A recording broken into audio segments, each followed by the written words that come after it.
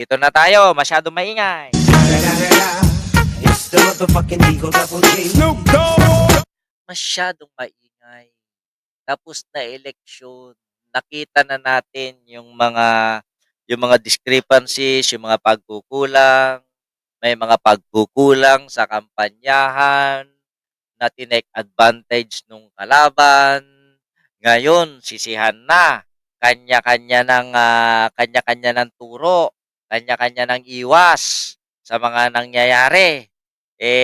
Masyadong madakdak itong si Toby Tiangco na imbes na i-accept yung mga pagkukulang, nagtuturo. O, pakinggan natin, mahaba-haba ito mga kapatid.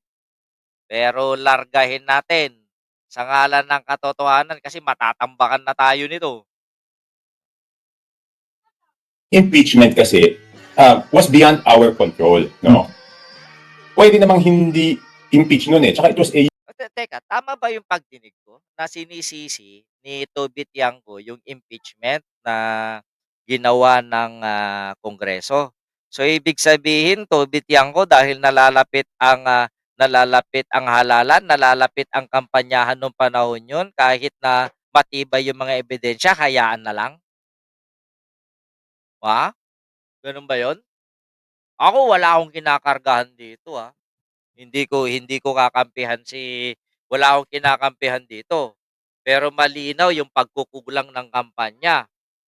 Okay? Isa sa mga isa sa mga problema ng kampanyahan, hindi natin na debunk na maayos yung mga fake news nung kalaban. Paano? Totoo naman Kumuha ang Estado, kumuha ang administrasyon ng mga vlogger na ipinanlaban, fake news din. Kaya nagmukhang biktima itong si Sara Duterte. Totoo lang. Yung mga administrations vloggers, hindi ako kasali doon kasi hindi ako bayad. Never. Na yung mga administrations vloggers na dapat ipagtanggol si BBM, i-debunk yung mga fake news ni na Sara Duterte, anong ginawa? Nag-fake news din. So ngayon, lumabas, tumatak sa isip ng mga Pilipino na biktima si Sara Duterte. Okay? Hindi rin natin na-debunk na maayos sa yung mga makaawa ng DDS group na kinidnap si Digong. Wala. Hindi lang ang impeachment ang factor dito kung bakit na nadali tayo. At igit sa lahat, Toby Tiangco, iba yung diskarte mo na ipinalaganap mo sa pangangampanya sa alyansa ng Bagong Pilipinas kaysa noong nangyari noong 2022. Ewan to. The motherfucking Eagle Double G. Kaya sisirahin mo dito institusyon. Ibig sabihin, pag nalalapit na yung election, hindi na i-impeach yung vice presidente kahit lantaran na, may mga ebidensya na. Trabaho nila yan. Ang trabaho mo, ipanalo yung mga kandidato. Hindi mo nagawa yun. Kaya na lang, paninisi na lang. useless exercise kasi yun naman yung sinabi ko sa kanila kahit pirmahan nyo ngayon, Feb 5, ganun din, June 2 pa rin yan itatakal ng Senate. So, ibig sabihin, si Toby Tiangco dapat nasusunod. Host, si Tambi, nag-loyalty dyan. Sino may sabi, huwag kang magpapaniwala, Argo. Huwag mong ipakalat dito yung kabubuhan mo. Unless may prueba ka. So ano nangyari doon? Di ba? Nagkaroon ng backlash naman talaga. Yung hate, there are external factors beyond our control. So it is not an apples to apples comparison. No? Ang pag-usapan natin dito, yung totally within our control. Yung Una-una. The campaign managers of Bagong Alyansa, hindi nila nahikayat ang mga Pilipino na lumabas at bumoto. Ilan ang discrepancies na hindi nakaboto? 12 million? 11 million? Yung hindi bumoto. Why?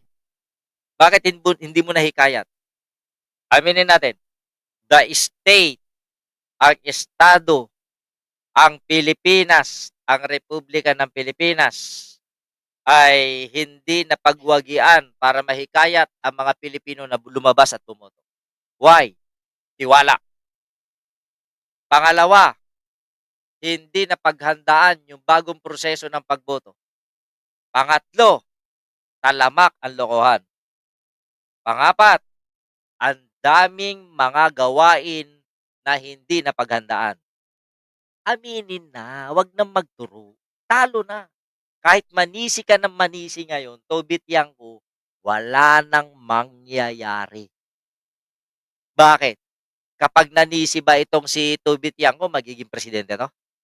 O baka naman dahil mabango ang kampo ni Sara Duterte, ay naninisi na ito para maging tunog DDS na din siya at kupkupin na siya ni Sara Duterte. Oh, LC Mix official shoutout. Motherfucking Eagle Double G. Yun lang nakikita ko rito eh. Kasi kahit na magsisihan na naman, wala namang mangyayari. Impeachment.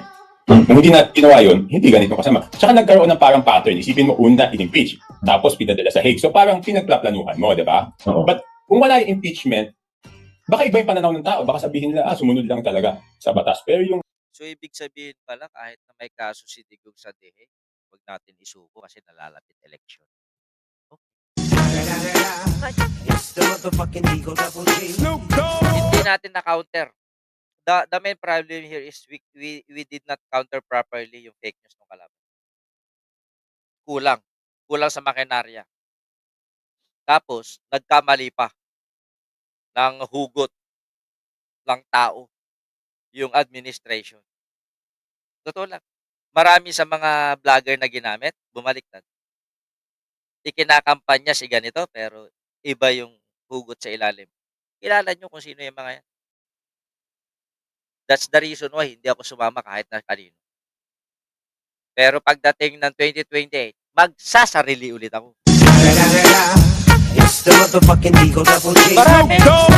Ito nagpatunay din. Ngayong 2025 election, ito yung nagpatunay na gaano ka man kasikat, gaano man kalaki ang engagement mo, na vlogger, hindi yan garantiya na makakapagpanalo ka ng kandidato. Okay? Samantalang noong 2022, kahit hindi vlogger, basta nagsama-sama, panalo. Totoo yan. Kaya hindi kailanman ako nag-promote, nag-endorse. Maliban na lang diyan kay Magdalo, talo. Pero alam niyo naman na tinupad ko lang ang aking pangako, 'di ba? Never ako nag-endorse ng mga senador, no way. Hindi ko kinampanya 'yan. Never ako makampanya. Kaya ito yung napatunayan ngayon, nagkamali ng lakad ang administration, tinake advantage ni Sara ng grupo ni Sara. Yun na lang, Tobit-yang ko. Yun na lang paglipat ng kandidato mong si Amy Marcos sa kabila na hindi mo napigilan, failure na kayo doon. Yun na lang pagbakbak na palihim ng mga bilyar sa likuran ninyo na alyansa, failure na kayo. Okay? Yung sa kalagitnaan ng kampanya ng bagong alyansa, ng bagong Pilipinas, ay nagkawatak-watak kayo, failure na kayo. Kaya wag na kayong manisi, mga damuhong. It's the motherfucking Eagle Double G. Dahil aminin natin na sa imahe, sa paningin ng mga Pilipino, na ang ng alyansa ng bagong Pilipinas ay hindi nagkasundo mismo na sila sa kanilang grupo. Kaya yang sinasabi niyo na alyansa, hindi nanalo. Wala kwenta. Aminin na natin, matarantado. Dami-dami ninyong patutsado, dami-dami ninyong rason. Pag talo na. Ano pang magagawa mo? Ang gawin mo, pag-isipan mo, sa susunod, pero kung ikaw pa yung magiging campaign manager, ibahin mo yung diskarte mo. Diyos mio. Nandun ako, Argo, huwag kang magsinungaling, mukha ka talagang tambalos-los eh. Ano ba yung away ninyo? Argo, manahimik ka na lang, huwag ka na magkalat ng kabubuhan.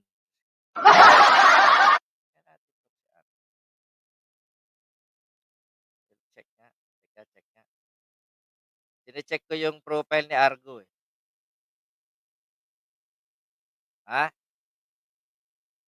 Sine-check ko. Bagong gawa yung profile mo, Argo. Pinagluloko mo ba kami? Hindi nga. Hindi nga, Argo. Pinagluloko mo ba kami? February 19 to eh. Time out muna kita ha. 24 oras, bukas ka na bumalik. It's the motherfucking Eagle Double G. Nagluloko tayo, February 25, 2025 na gawa eh. Si Argo, matagal ng tanga yan. Diba? Diba? Dami-daming paninisi ni Tobit Yanko, nakakarindi na sa pandinig. Yung impeachment, di ba ang tingin ng tao doon? Given what you said, bakit nga bakit pinilit? If you had these discussions within the administration noon, bakit pa ipinilit yung impeachment even despite your warnings sa kanila? Ito ang dami-dami reklamo ni Tobit Yanko. Alam na pala niya makakasira ito sa kampanya. Bakit hindi ka nagbitiw bilang campaign manager? Bakit mo ipinilit? Ibig sabihin, tinanggap mo yung responsibilidad, tinanggap mo yung trabaho. Diba? So nangako ka, nagtangka ka na ipanalo yung buong grupo tapos ngayon puro ka reklamo. Gunggong. Bakit pinilit yung impeachment? Hindi na ako sinama doon sa Hindi na ako sinama doon sa huling usapan. Hindi ka na pala isinama. Bakit ka pa rin nangampanya? Cecilia De Los Santos, shout out. Okay? Pero doon sa mga nangyari, may duda ako kung bakit pinilit yung impeachment. Can you share with us or would you keep that to yourself muna? Alam mo, di ba galit na galit si Presidente doon sa budget, di ba? Okay. At hindi lahat because of the lack of time, hindi lahat ng items doon nabito. Dami-daming ni Tobit Yanko. Basta paliwanag yung sinabi ko noon pagkatapos ng election na to 2025. Dito na magkakakitaan both sides ng totoong kulay. Dito na magkakatrayduran. Totoo lang, basta ako, masasabi ko, kay presidente pa rin ako kahit anong mangyari. It's the motherfucking Eagle Double G. Ore na tibagbagada, kahit na anong gawin nila kay presidente pa rin ako. Totoo lang. Kahit na basta dito lang ako, dito ako tumayo, dito ako tatayo, at dito pa rin ako tatayo. Hayaan natin, baka nangangarap si Tobit Yanko na maging congressman, na maging house speaker. Di challenge niya.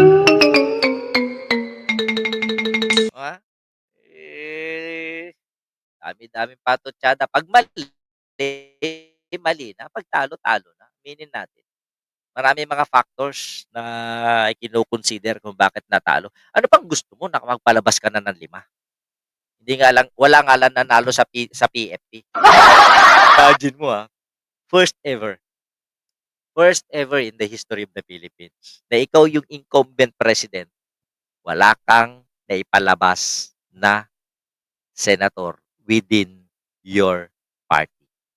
Own party. Ang lumabas, yung mga hindi mo kapartido na sinuportahan mo. Sinuportahan mo sila, yung kanilang partido, yung kanilang mga kandidato, pero yung kandidato nila, hindi sinuportahan yung mga kandidato mo. Di ibig sabihin niya, nagkatrayduran. Pero, Jollibee pa rin siya, at 125 pa lang ang nagla-like. Damot nyo naman.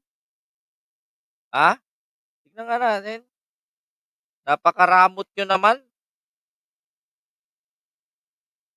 We'll check. 179 tayo. Pero ang nag-like, 127 talaga.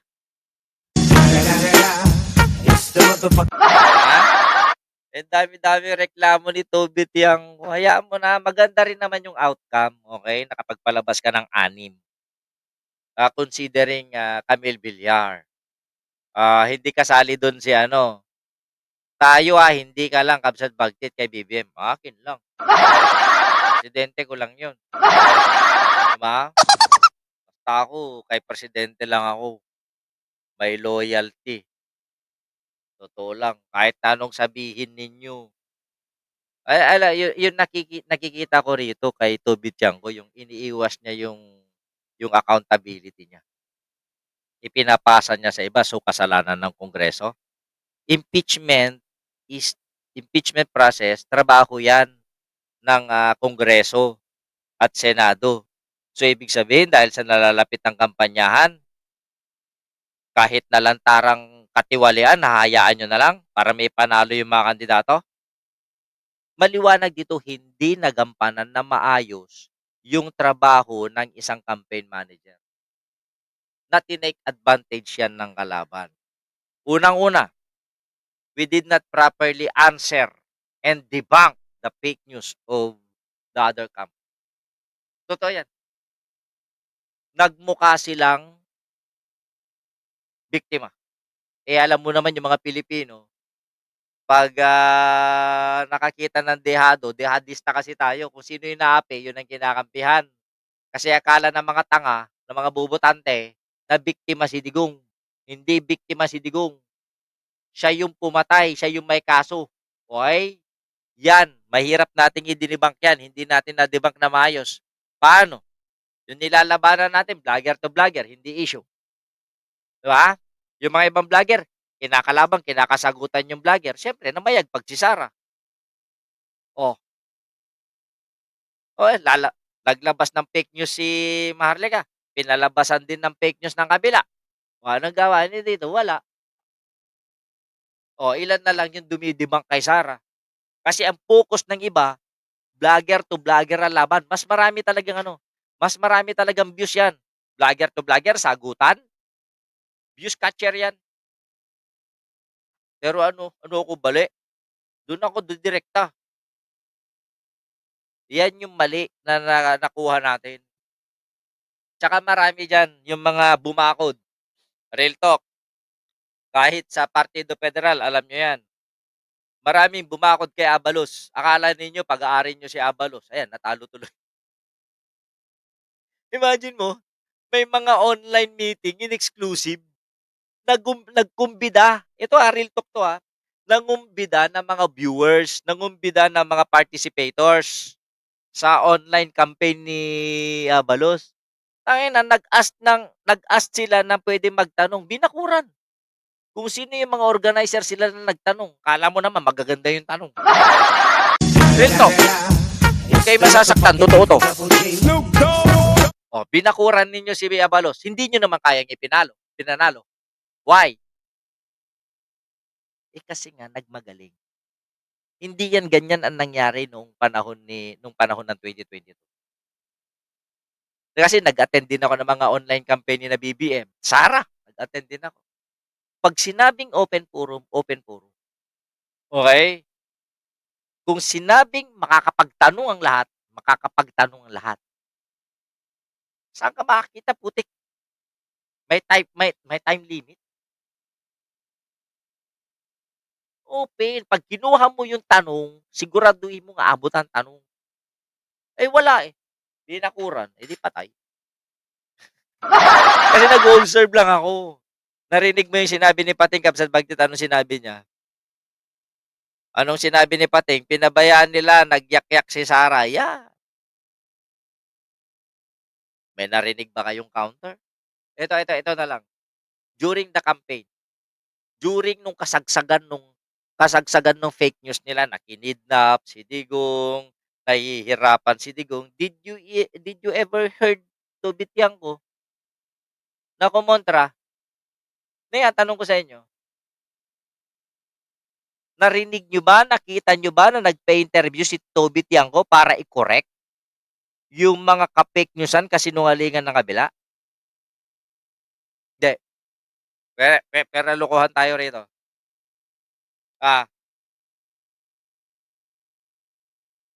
Diba? Narinig nyo si Toby Tiangco na dinibunk yung kampo ni Sara Duterte. Pero ngayon, taktak ng taktak. It's the motherfucking Eagle Double G. Wala tayong magagawa.